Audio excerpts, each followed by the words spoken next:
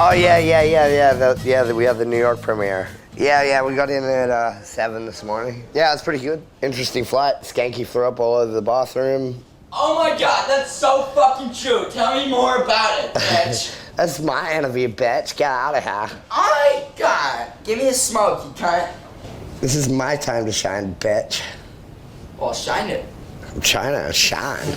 I'm just fucking show off. No, I don't know. It's just like, sometimes you find stuff that's like really scary. That's what motivates me. I can't just like, after all these knee surgeries, go back to parks and like try and learn how to skate ledges again. Like, not that I was ever fucking good at them in the first place.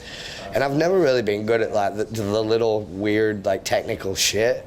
So it's just like, it's just stuff that, what motivates me is these guys, like everyone around me, you know, like everything to do with skateboarding, the energy and fucking getting drunk and music in the van and just fucking, just excitement, you know, like, and these guys, what am I gonna do? Like, I've got to fucking like try and put on for my family, you know, so I'd say everyone around me is what the motivation is in skateboarding. It's not like I'm like some guy that's like, skateboarding is everything, it's everything. It's just like, I love skating with my friends, and I like to like, if other people are scared to try something, then I'll fucking try it. Like, maybe that'll get them motivated for the next day.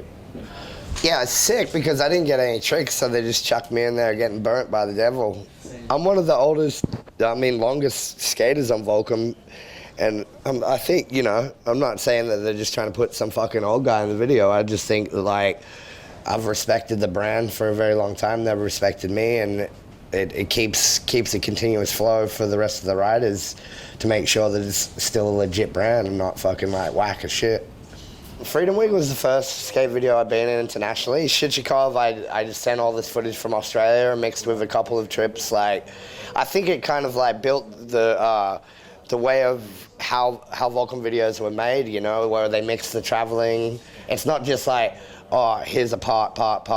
It's like it shows the environment that we basically live in, which is the road, and mixes it all together. And it's just like, I like videos like that, you know. It was always a struggle for a lot of the skaters to like care about Volcom videos like they did about this one. Like, this one's way more important. Like, it really, everybody on the team really wanted to put in work for it, you know. And the other ones were more like, maybe we'll send them some stuff, like send them some leftovers or whatever. But this video has been like fully in depth. Like, everyone's been on the road for 2 years, so it's like everything's going to the video, you know. And it was just good, perfect timing. Everyone got finished with all the rest of their projects, so it's good this time where it's like everyone fully put in the hardest work for it. It was crazy because like I actually went and I was staying with the Flip dudes, like with Balala and this other kid from Australia, and like I think Eva Bruin was there. I was with the Flip dudes basically. I think like Remy had set it in his mind that I was gonna maybe get on Flip or whatever. But then I got there and like Mickey came up to me with a card, and I was skating, and he's like, yeah, just take this card if you ever want to come to SF or whatever. And I was like, I just put it in my pocket, didn't know who the fuck he was. I didn't know anything about the contest actually, because like Reynolds was like, are you gonna go to Tampa Am? Because that's where kids kind of get noticed. And I was like, what's Tampa Am? I hadn't watched a skate video in like 2 years, I don't think, because I just wanted to be like against the establishment, I guess. Yes. So I didn't watch a skate video in 2 years, and then like when Mickey came up and it was like Anti-Hero, Stereo, Spitfire, Real, I was like, fuck. And I sat down next to him and I was like, hey, they call me the Devil's Spawn. And then he was like, oh, that's weird because his tattoo on his arm says beware of the demon child. And then that night I left the Flip Dudes hotel, got hammered and stayed with like the Anti-Hero guys or whatever, and I wanted to get on Anti-Hero, of course, at first. And then he was like, ah, fuck, Julian hates you, too annoying, or some shit like that, so they put me on Stereo. Well, Ethan quit after I got on, and then I tried to like help it by putting on like JR Neves, rest in peace. and you know, Pete Eldridge and Shane Howe, like, which are all prominent, like, fun skaters now, you know? Well, besides JR, he's dead. But the graphics turned into shit. They did, like, scratch and sniff graphics, some weird shit, and then that died, and Baker started at the same time when Stereo died, so. But, you know, I've always had a great connection with Deluxe. I wasn't one of the guys who gets, like, hit by Mickey for quitting or some shit like that. They've always been my boys. Always will be. I didn't know it was going to be a board company when we did Baker 2G. Like, it was still just another Baker bootleg video, but then Baker 2G came out and I had, like, the last part. And then I got a call from Mickey and he was like, oh, yeah, Stereo's done, but you're going to ride for Baker? And I was like, Baker? It's not even a board company. And he was like, yeah, it is now. You're a pro on it. And I was like, oh. I didn't have a cell phone at the time or anything like that, so I didn't really know. I was in Australia for 4 years when everyone on Baker was like smoking crack in fucking Hollywood or being fucking rock stars. I was just in Australia skating. So I just sent my footage there and got the last part, and then, yeah, I was just skating my ass off. Taking speed, going to gothic clubs and skating. It was from a Volcom trip because I flew to Hawaii, right? When I got to Hawaii, I waited 6 hours because I didn't know who was picking me up. What happened was Brad Hayes was on the trip because he rode for Volcom, and he sold weed to Reynolds and that. He was their weed dealer. So he was like, oh, I want to take you over to it was called the Barrio. That was the shitty apartment that I lived in with Allie and Allie Carnes, Jay Strickland, Brian Sumner, and Jim Greco in a 2-bedroom apartment. That's how skating was back then, before everyone fucking nailed it. And Reynolds, you know? So Reynolds, like, I wasn't meant to stay there very long, but I ended up staying there because there was this Australian kid that didn't like me that was on Flip, and he kind of blew it. And then after that, they just let me stay there, and then that became, from the Barrio, turned into the Warner Mob, which turned into the Piss Drunks crew, which turned into Baker. What do you mean? What room? Fuck. Because we started off. This guy fucking lives in a caravan. We fucking started off with a pure thing, you know, like skateboarding, like fucking punk as fuck. You know, we're outcasts, dude, and I feel like things have changed. Yeah, skateboarding's gay as fuck right now, but we can still break through it. Like, it was always like that. I feel like there's like two parts of skateboarding. No, it was always like basically when Baker started, look, skateboarding was all hip hop and fucking weird and like fresh and shit. That's why I left Sydney, because all the kids were like hip hop, fresh, like you're a fucking scumbag from the mountains.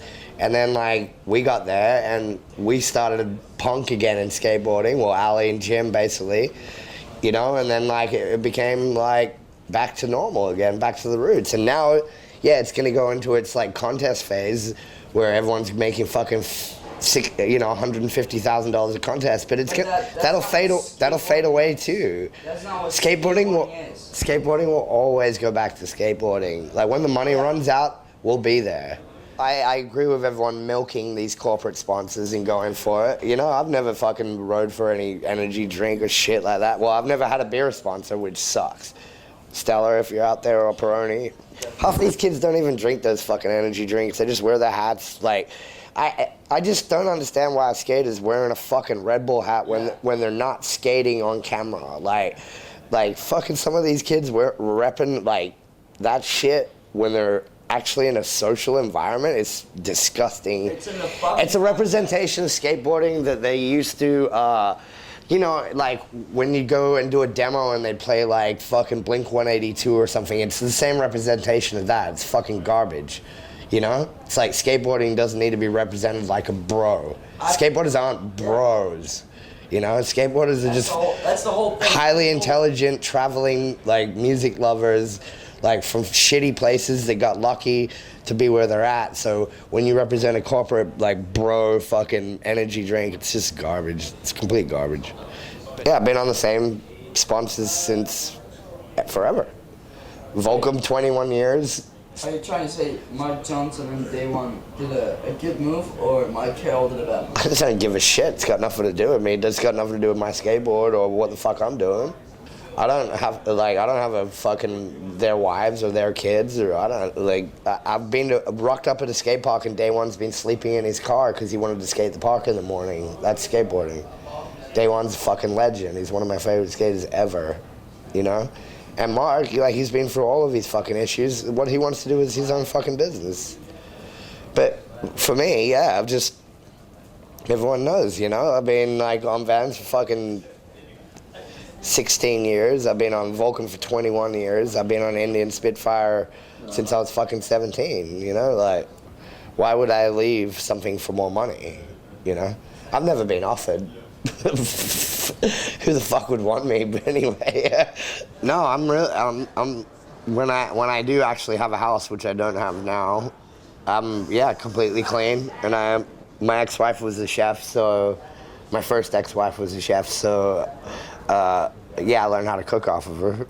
You can be a proper alcoholic if you want, as long as you keep your shit tidy, you know?